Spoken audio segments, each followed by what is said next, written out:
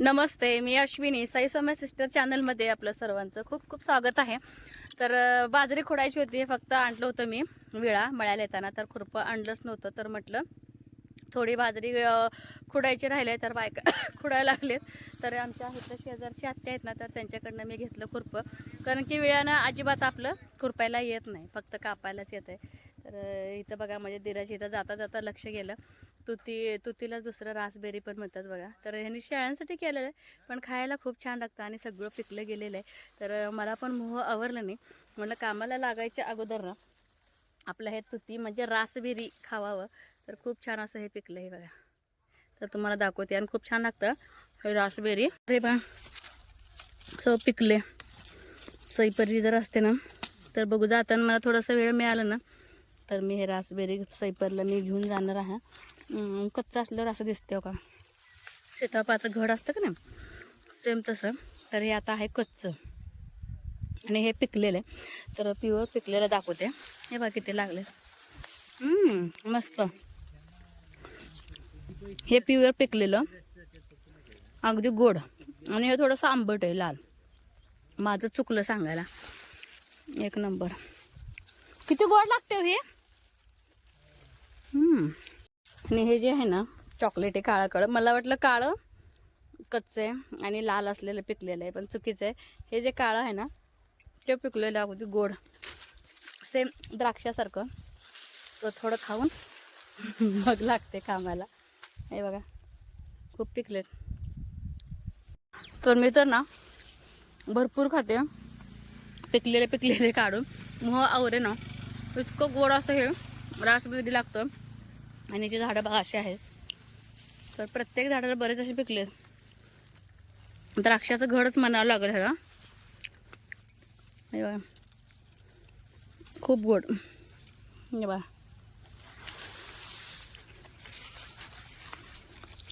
तर थोडं खाऊनच जाते, हेल्दी खावावं फळ कधीतरी.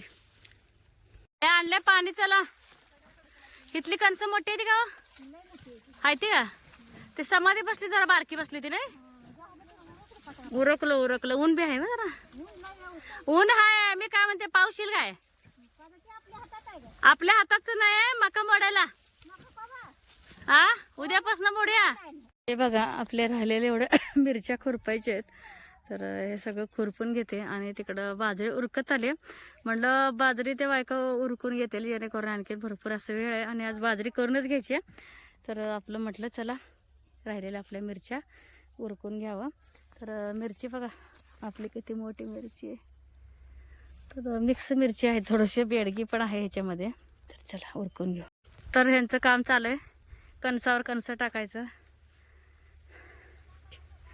ठीक आहे ना येताना मोकळे इडा ना हो धरा कारलं हो का कुणाला दिले. हे बघा जेवायला बसले सगळेजण जेवते. तर मळ्यातला मुळा आणखी नाही चांगला, तर कोणी कोणी घेतलाय मुळा. श्रावण महिन्यातलं मला वाटलं नव्हतं आत्या चांगलं राहील. ही हिरवा का झालंय आत्या एवढं मग होतंय का. तुम्हाला पाहिजे तुला आत्या जरा मुळा आणलाय तर खावा जरा. कोणा जाता येते आणि खावा बाळका. हा शेपूची भाजी घ्या घेऊन द्या डब्बा मला. शेपूची भाजी रात्रीची आत्ता सांगत्या. फ्लावर आहे सकाळचं काल याने दिलेत सुबाक्कानं. घ्या जेऊ ऊन पडलंय. बाजरीला मशीन आले. खाऊ नका द्यायला भाजी नाही नाही सगळ्याला.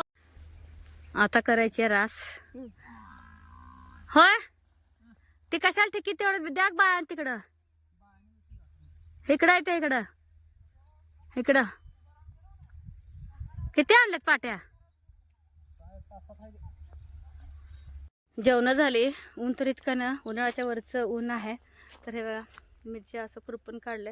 थोडंसंच भाग राहिला. तिकडं बाजूला मशीन आले तर तिकडं चल म्हणतात हे. तर किती राहिलं तुम्हाला दाखवते खुरपायचं. आणि जेवण पण झाली.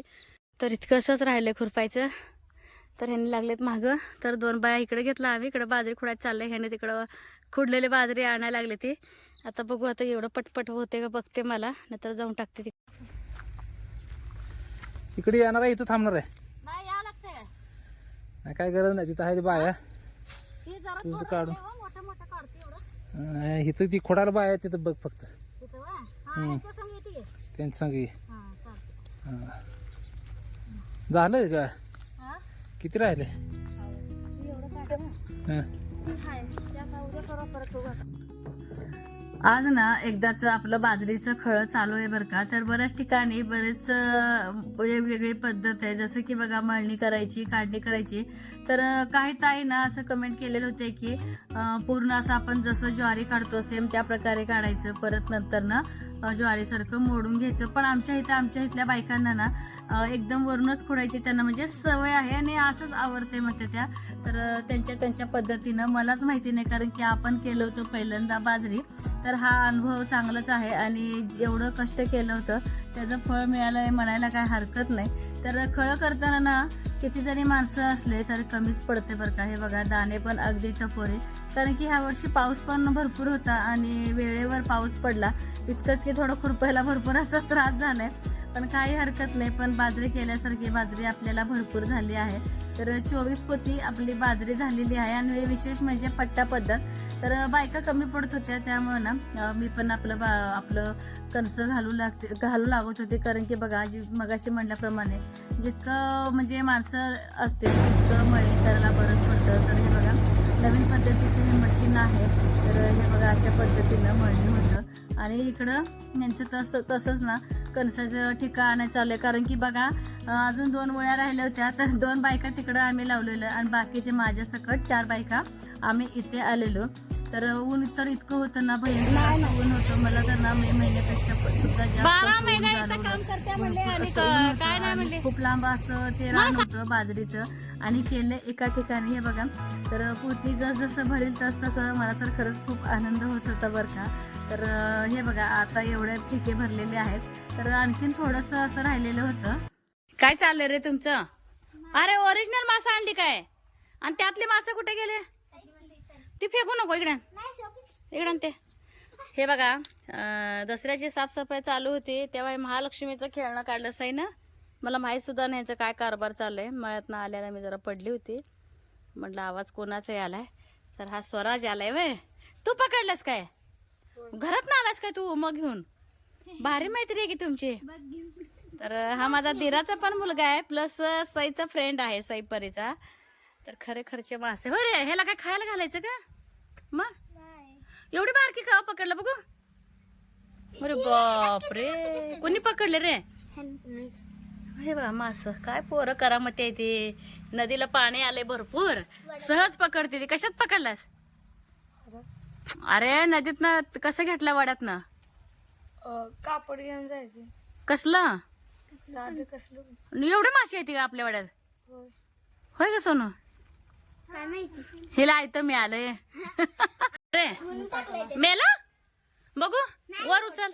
कुठं आहे मरल ना. स्वराज उचलून आण बघू इकडे. मेलाय काय बघू. नाही आणतानाच मेलाय का आत्ता मेलाय? आणतानाच मेलाय. मग असू दे बाबा. चिगळा मासा येऊ किती छोटा रे. चिगळा हा छोटा तो मोठा. बापरे किती सुंदर मासे दिसते ते का. कधी पकडून आणला सर स्वराज? तुझ्या घरात किती ठेवला तू? कशात ठेवला? कशात ठेवला?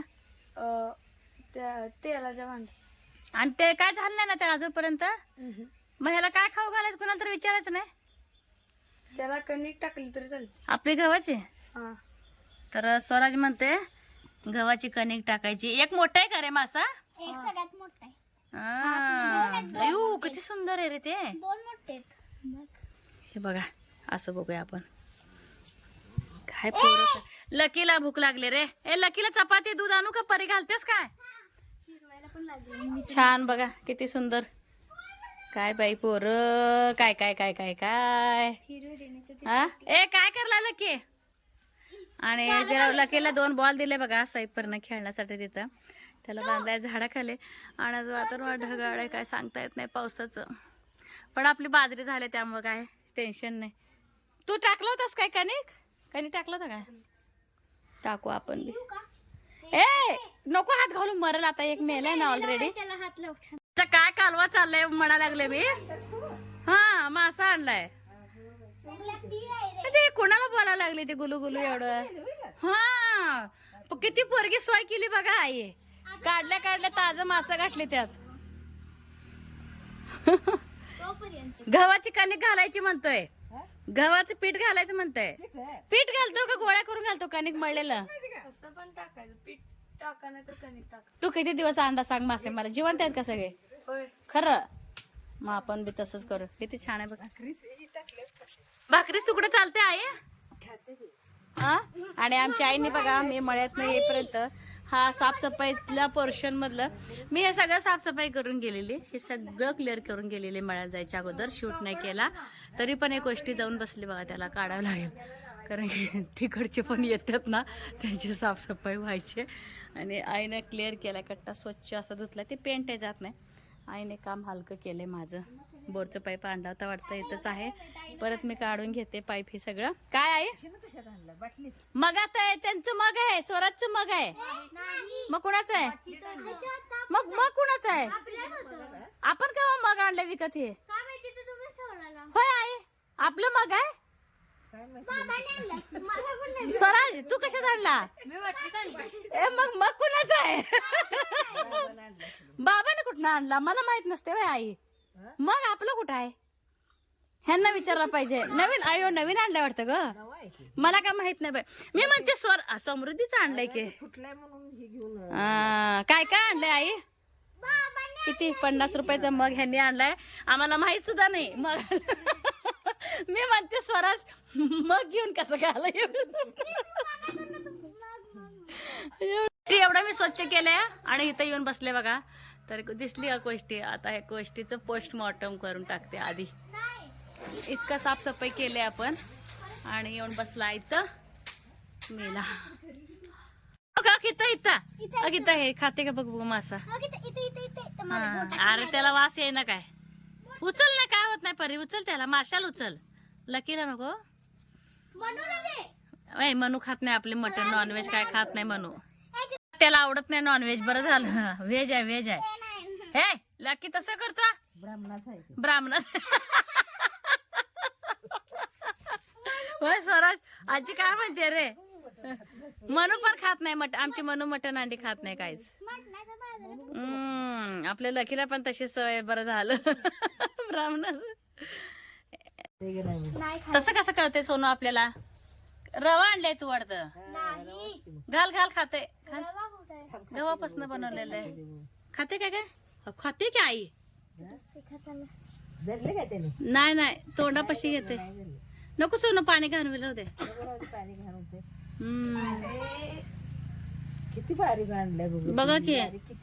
आऊ वंजळीत येते ती. एवढ्या येते म्हण मासे. वंजळीत येते ती. एवढ्या मासे आहेत वंजळीत. असं वंजळीत घेतलाय तो.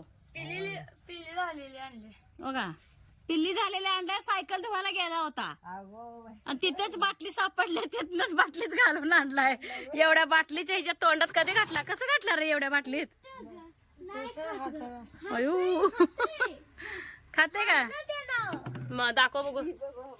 बस पाणी घाण होते. थांब खाते का बघू.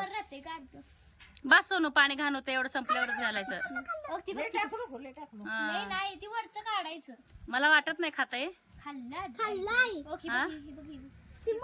ए बस घाण होईल पाणी. नको बस नको लय टाकू. स्वराजनं मासे आणून दिलेले आहे. 4 वाजलेत. आमचे पण चहाचे वेळ झालाय. चला तर सईनं घातलं याला खायला. कशी खायला लागली? घरचं रवा तळा. अगो बाई खायलेत की आहो. मग शिर झाली तीच खायला लागले. खाऊ दे. आता नको टाकू सोनू ह्याच्यावर. 2-3 दिवस टाकून भरपूर झालंय. हाय का दोडका आई? हाय ते बारकी आहे ते. लय मोठा आहे बघा. सई परी स्वराजला तिघांना असं चहा दूध दिले. माझ्या आईंसाठी असं चहा. पहिला आजीला देते काय. धर आई तू तुझा घे. दीदीला बोलव. हे स्वराजला चहा दूध पितो ना. तो चहा पितो नुसतं. दूध आहे यात मन. चलो चला प्या. तुमचं घ्या. एवढा मोठा हे आम्हाला. आजीला गरम पाणी आणते आजीचं. भरपूर असं पावसाळ्यात भरपूर पाऊस पडून गेलाय आणि झाडाचे जे खालचे एक्स्ट्राचे थापे असतात ना ते थोडंसं कट करणं चालू आहे माझं, कारण की त्याच्यामुळं मच्छरही भरपूर येऊ लागलेत आणि आता फुलांचे सीझन पण होऊन गेले ना, तर खालती काही अशा खळ्या नाहीत तर वरती आहेत आपलं पारिजातकाच्या कळ्या. म्हटलं बुड थोडंसं मोकळं करावं जेणेकरून बघा काय विचुकाटा आलं तरी पण आपल्याला दिसू शकते. खूपच असं गच्च होऊन गेलेलं. म्हटलं चला मळ्यातून आले एकदा पडले की पडतंय, थकवा येतच. त्यासाठी ना मी काय करते लगातार आपलं जे काय वेगवेगळे कामं आहेत ते करून घेते जेणेकरून आपलं काम पण आवरतं आणि गार्डन सुद्धा अगदी साफसुथरा होतं. आई ना दसऱ्याच्या सफाई सोबतच ना बाहेर गार्डन मध्ये पारिजातकाचं जे फांद्या एक्स्ट्रा वाढलेले आहेत ते तोडते आणि तिला मी कुऱ्हाड देते. हा आईला खुरपा पण देते.